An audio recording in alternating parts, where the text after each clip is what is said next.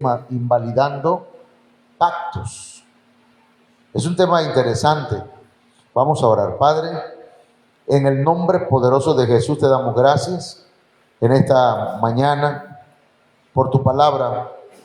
Permite que cada hermano, cada hermana sea edificado, Señor, en este lugar, y los que están en sus casas. Señor, gracias.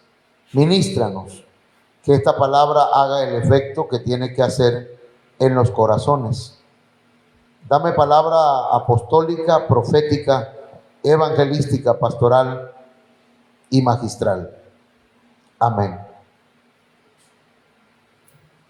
Fíjense que la Biblia, hermanos, nos dice en Gálatas capítulo 3, verso 15.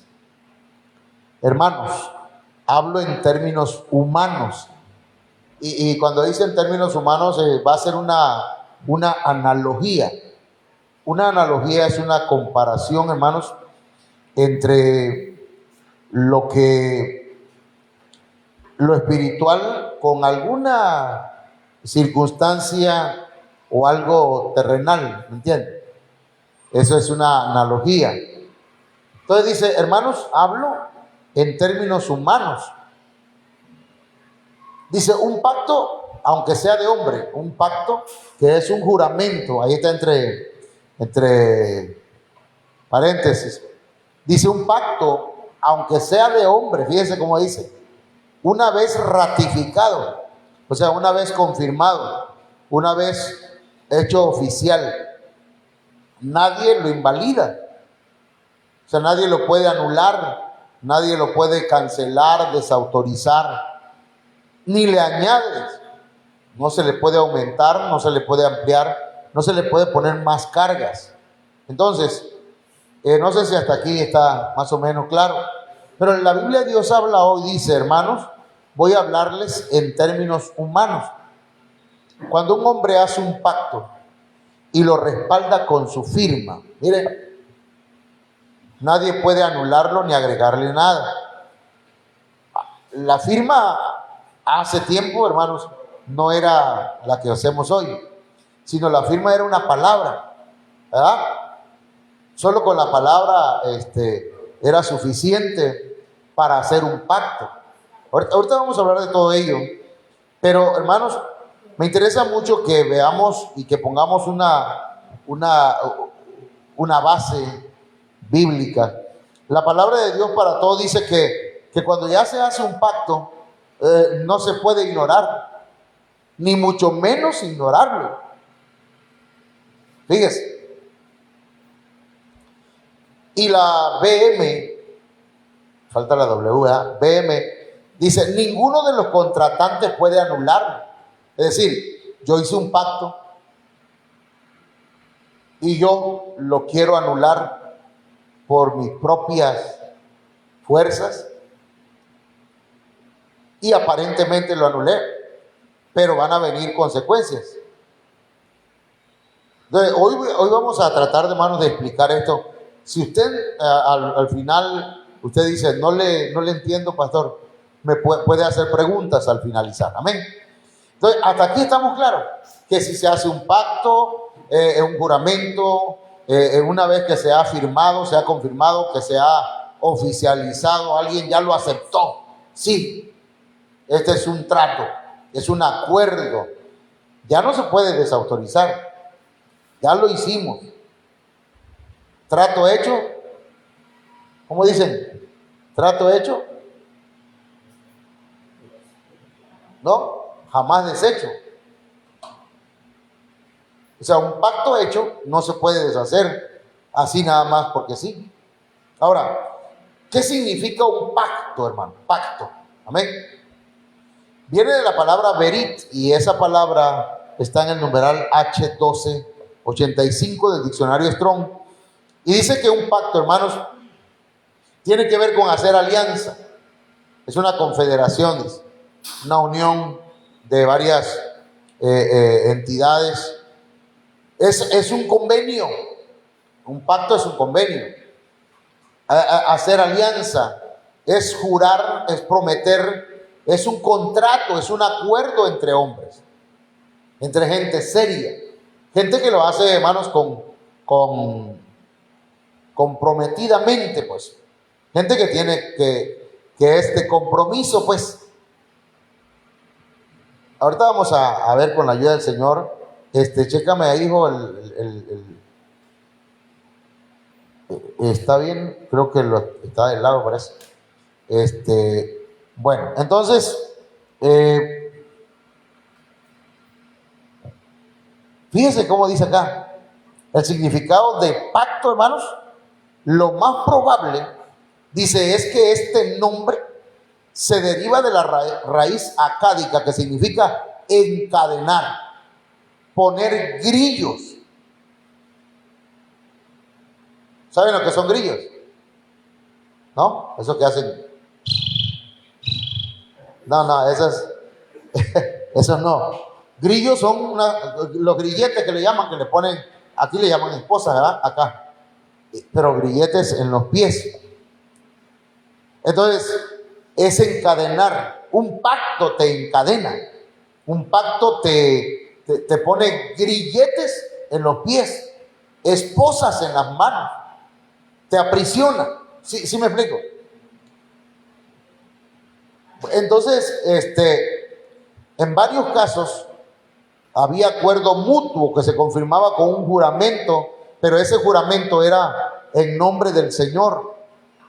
Entonces, mis hermanos, a veces se entregaban prendas materiales como testimonio del convenio.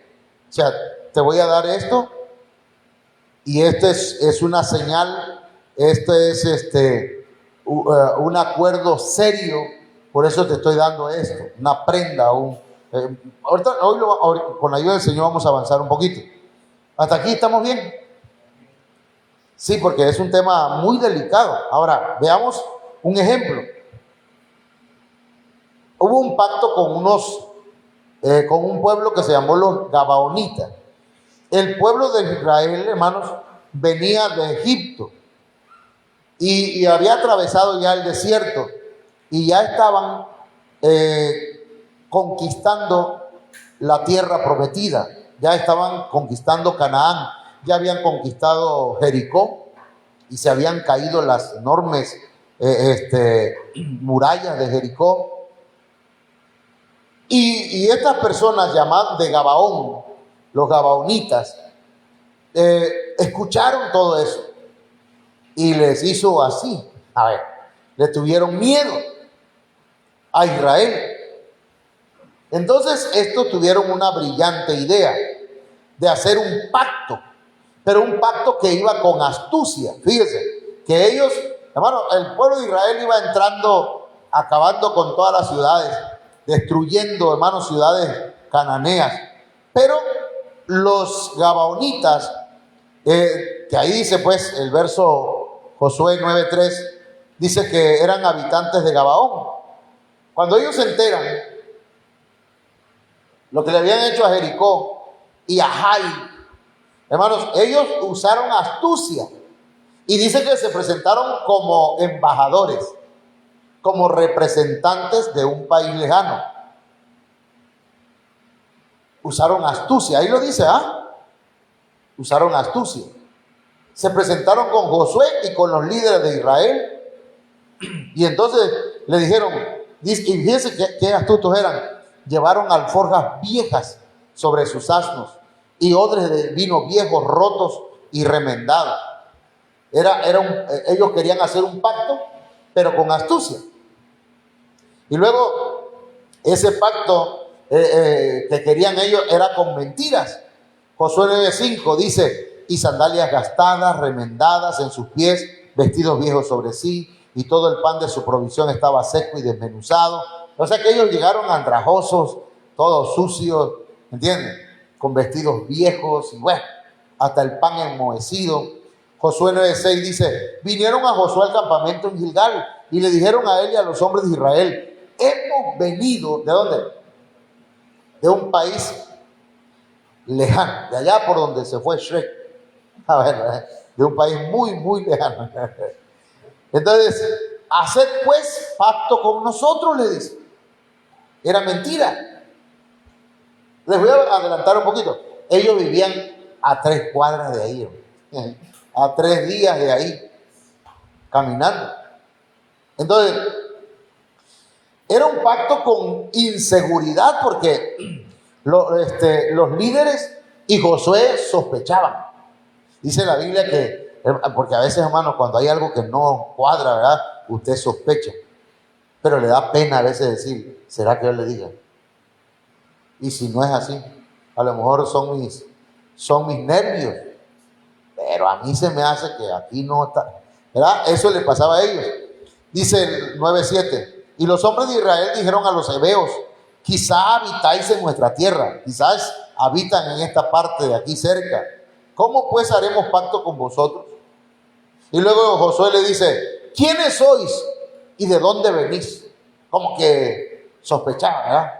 Ahora, era un pacto con halagos. Ellos querían un pacto, pero entonces dijeron, como que estos no nos están creyendo y ahora vamos a halagarlos. ¿Qué es un halago, hermano? Cuando te hablan bonito. ¿Ah? 9:9 dice, y le dijeron, tus siervos han venido de un país muy lejano. Otra mentira. O sea, la misma mentira, pues. A causa de la fama del Señor tu Dios. Empiezan los halagos. Venimos porque, pues, hemos visto que tu Dios es poderoso. Hemos oído hablar de Él. Y de todo lo que hizo en Egipto. Y de todo lo que hizo a los 2 reyes de los amorreos que estaban al otro lado del Jordán, a Sehón, rey de Hesbón, a Og, rey de Basán, que estaba en Astarot. O sea, empezaron a halagarlo. Hemos visto que es tremendo el Dios que ustedes adoran y ustedes también son tremendos.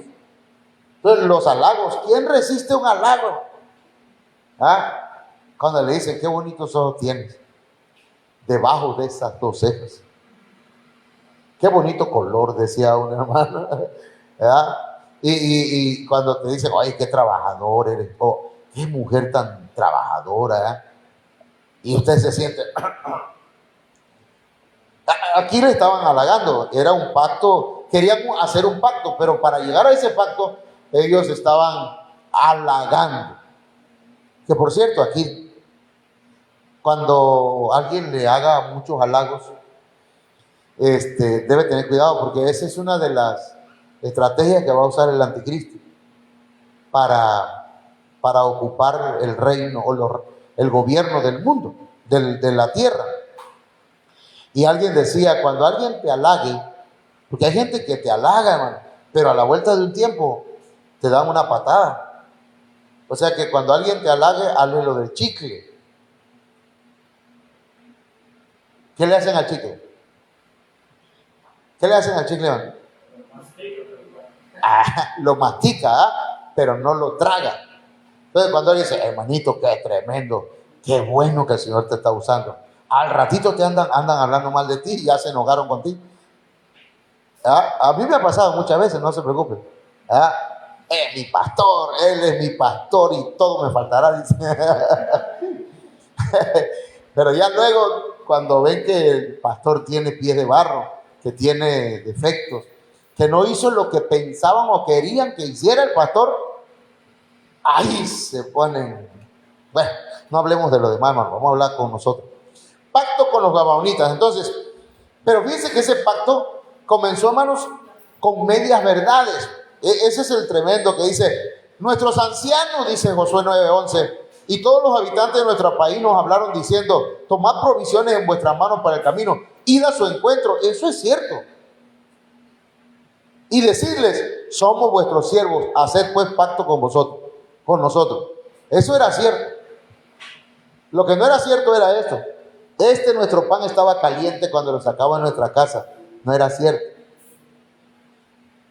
Para provisión, dices, para provisión el día que salimos para venir a vosotros, pero he aquí ahora está seco y desmenuzado. Eso sí era falso. Lo de arriba es cierto, lo de acá no. Es media verdad. ¿Alguna vez hemos dicho media verdad, hermano? Porque una media verdad es una mentira completa. No hay medias verdades. Ahora, Un pacto, ese pacto, hermanos, fue hecho fuera de la voluntad de Dios, porque sí aceptó Josué ese pacto con los gabaonitas. Mire cómo dice: y los hombres de Israel tomaron de sus provisiones y no pidieron el consejo del Señor. Ellos, al igual que nosotros, en algún momento hemos hecho pactos. Pero hemos hecho pactos, hermanos, fuera de la voluntad de Dios. A Dios no lo tomamos en cuenta para hacer ciertos tratos, ciertos acuerdos con personas. Ya vamos a ver, eso está tremendo. Entonces, para Josué estaba mal. Pero acá dice: Josué hizo paz con ellos y celebró pacto con ellos para conservarles la vida. Hizo un acuerdo, hizo pacto. También los jefes de la congregación se lo juraron. Entonces, se hace un pacto con los gabaonitas. Ya vimos las características, ¿verdad? Eran mentiras, era con astucia. Pero resulta, hermanos, que entonces ese pacto hecho jamás debía ser deshecho. Y aquí está lo que dice la Biblia. Josué 9, 16 al 18. Y sucedió que al cabo de 3 días, después de haber hecho pacto con ellos, oyeron. ¿Qué vieron? Eran vecinos, hermano. Estaban, te digo, a 3 cuadras, ¿sí? Y habitaban en la tierra. Pero no solamente eso, aquí lo dice, mire: partieron los hijos de Israel y al tercer día llegaron a sus ciudades. Sus ciudades eran Gabaón, Cafira, Beerot y Kiriat Jearim. Hasta los 3 días, a los 3 días se dieron cuenta que con los que hicieron pacto no estaba bien. ¿Me entiendes? Porque para empezar, no habían tomado en cuenta a Dios. ¿Cuántos me están entendiendo hasta aquí? Pero ahí lo que pudieron haber hecho los hijos de Israel era matar a los gabaonitas, pero no los mataron. ¿Por qué? Porque habían hecho un pacto. Un pacto, ¿cómo dice acá? Pacto hecho, jamás deshecho. Ya dieron su palabra. Ya dimos nuestra palabra. Y la palabra es una firma, es una afirmación, es una declaración. Y toda la congregación murmuraba contra los jefes. No los mataron porque los jefes de la congregación le habían jurado por el Señor de Israel. Entonces, cuando se hace un pacto como con los gabaonitas se hicieron, era un pacto no tan bueno, pues no habían, no era, del otro lado, pues de los gabaonitas no habían sido sinceros.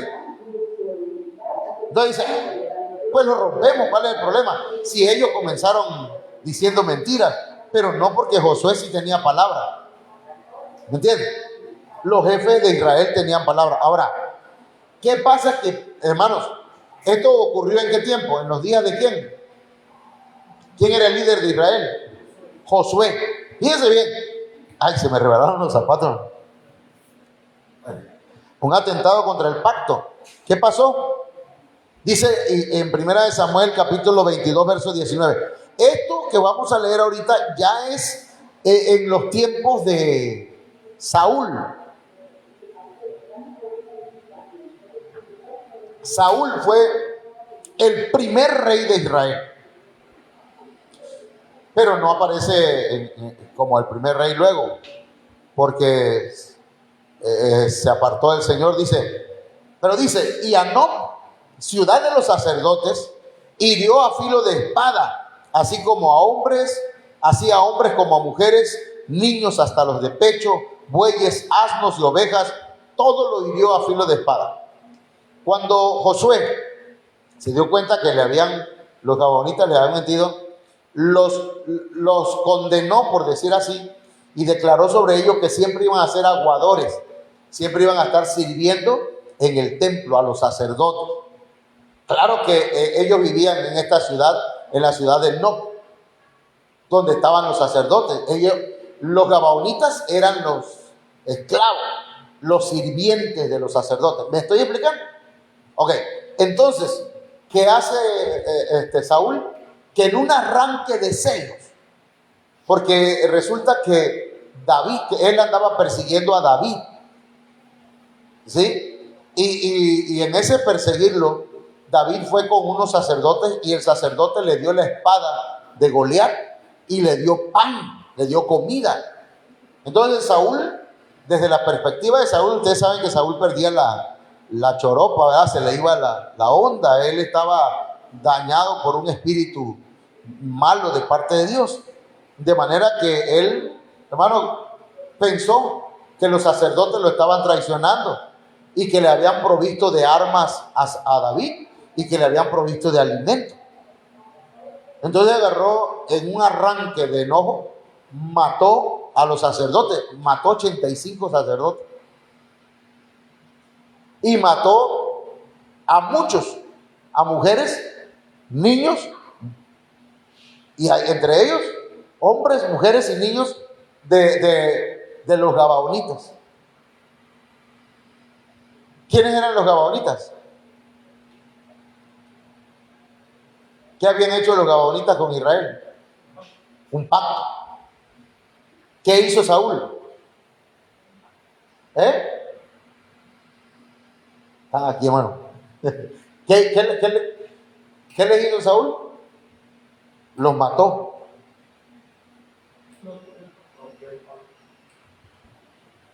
Quiso romper el pacto. O sea, él quiso anular el pacto de una manera errada. ¿Qué pasa entonces? Acá en 2 de Samuel 21:2 nos da una información y dice: pero Saúl había procurado matarlos, destruirlos, exterminarlos en su celo por los hijos de Israel y de Judá.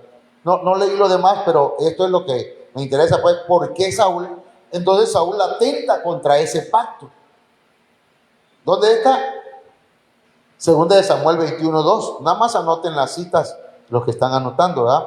Aunque esto ya lo tienen en su celular. Ahora, hermano,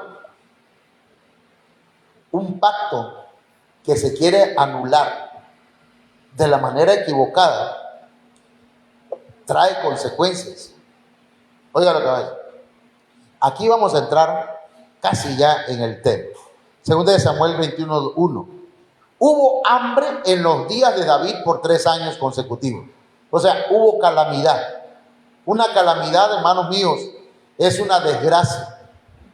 Una calamidad es infortunio que alcanza a muchas personas o a una persona en lo individual. Póngame mucha atención en lo que le voy a decir. El hambre, hermanos, es una calamidad. Amén. El hambre es como decir, ¿cuáles son las cosas que van a venir, hermanos, antes que el Señor venga? Va a haber hambre, guerras, pestes. ¿Qué son las pestes? Enfermedades. ¿Sí? Entonces, resulta que viene sobre el pueblo de Israel, pero ahora, ¿en los días de quién? A ver, en Josué, en los tiempos de Josué hicieron pacto. En los tiempos de Saúl, Saúl rompe con el pacto y mata a muchos gabaonitas. Pero en los días de David vienen las consecuencias, hermano. 3 años de hambre, de escasez. No había el suelo, la tierra no daba el fruto. Tal vez no había lluvia, no había chamba, no les iba bien. Andaban pidiendo prestado. Las cosas no estaban bien, hermanos, en Israel. Dígame algo así. ¿Cómo se imagina usted 3 años de hambre? Si nada más pasamos como 2 años, ¿verdad? Encerrados, parece que fueron 2 años o 1 año.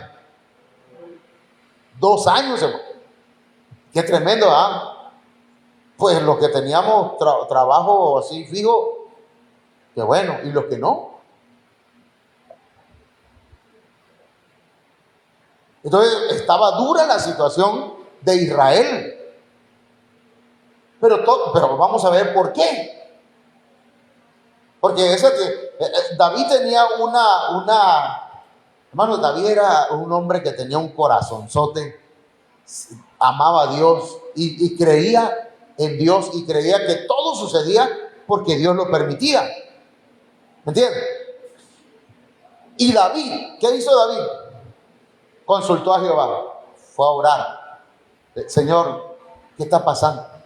Son 3 años ya. Somos tus hijos, somos tu pueblo. ¿Por qué nos está pasando esto?